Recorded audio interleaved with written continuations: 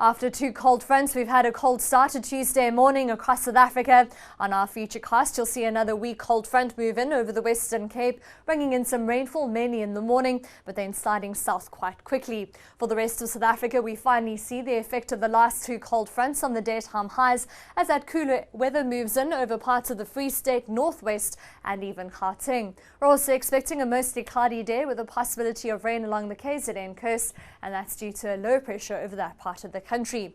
On our rainfall probability map for the day, you'll see up to a 60% chance of rain along the KZN coast, with that chance of rainfall decreasing as we head inland, and a 40% chance of light rain or drizzle along the eastern escarpment, with a 40% chance of rain over the far southwestern part of the country, mainly on Tuesday morning, and a slight chance of rain along parts of the Eastern Cape coastline.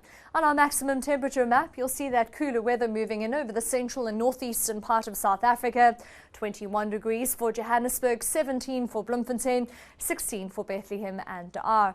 Only 12 as we head into Sutherland, 18 along the coast from Cape Town through to Port Elizabeth, with a high of 22 degrees for Richards Bay. Still warm for Bombela and Pretoria, both at 24, and Polokwane topping 25 degrees.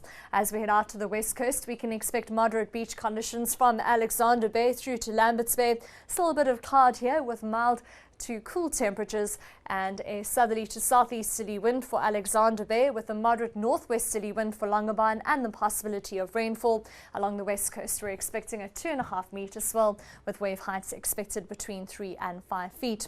Mostly cloudy with the possibility of morning rain, and in the southwest with a 30 km/h northwesterly wind from Table Bay through to Hermanus, picking up to 35 km/h for Cape Agulhas, with a slightly more westerly component to that wind.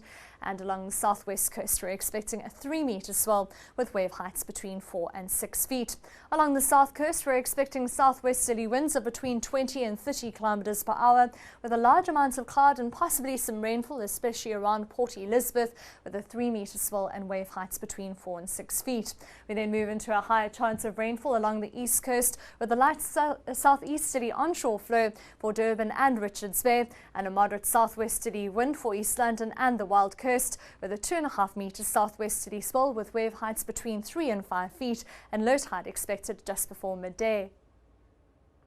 News that moves. eNCA.com.